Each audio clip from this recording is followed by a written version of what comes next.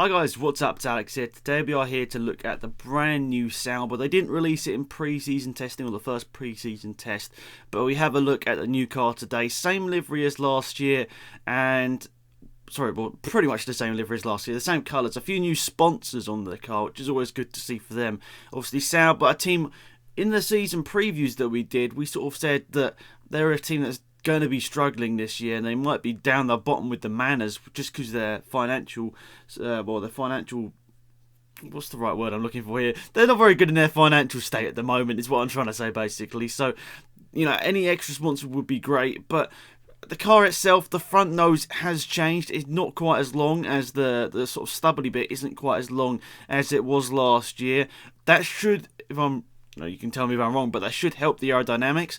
Obviously not having such a large bit of a carbon fibre sticking out the front of the car. Something else you can see in that shot there is the air intake at the top. I think it's a different shape. It's a triangle, and it's also got sort of two other air intakes. You can see in that picture as well, two sort of smaller intakes just above it. That is different for 2016. The air intakes I think they're slightly smaller as well.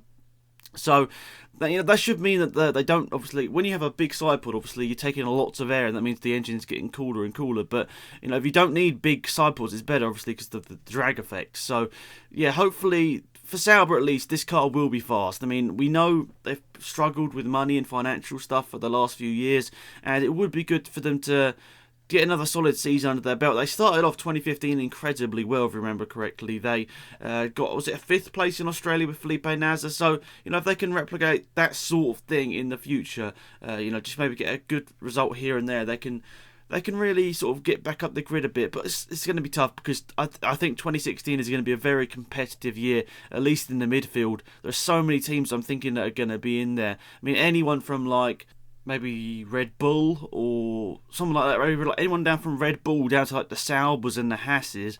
I think that's going to be an incredibly close season. I don't think Red Bull are going to be too good this year. That'll probably mean they'll go on and win the championship. But yeah, I think it's going to be a really close midfield this year, which let's hope, for our sake, we get some entertaining racing. Something that has been missing the last few years with the dominance since really 2009. Even though Brawn dominated that year, I suppose, for me at least, it was different because obviously Jenson Button was a brand new driver going for the championship, and he was British, so for me that's what made that exciting. But you could say even back to 2008 we haven't had a season where there's a proper championship fight between two cars that are very similar. That's going to get a bit of hate, I'm sure, because we've looked at it in the past and there have been close championship battles, but then I think one driver has done a lot better than the other. For example, 2012, I think Alonso still outperformed that car incredibly, as in 2010 as well. I think he outperformed the car, and I've always thought the Red Bull from 2010 to 2013 was the best car on the grid for the majority of the season. So yeah, let's just hope at least we have a nice close season, lots of entertaining races, and Sauber could be a big part of that. If they can nick a podium here and there, who knows where they could end up in the standings. Let's hope for them at least it's a successful year, and yeah, hopefully it's just a good season in general. But that is all of the Formula 1 cars released. Let me know your comments down below. I'm going to have a video later of my Manchester United versus Arsenal vlog. See that later. Thanks for watching. It's been Alex Goodbye.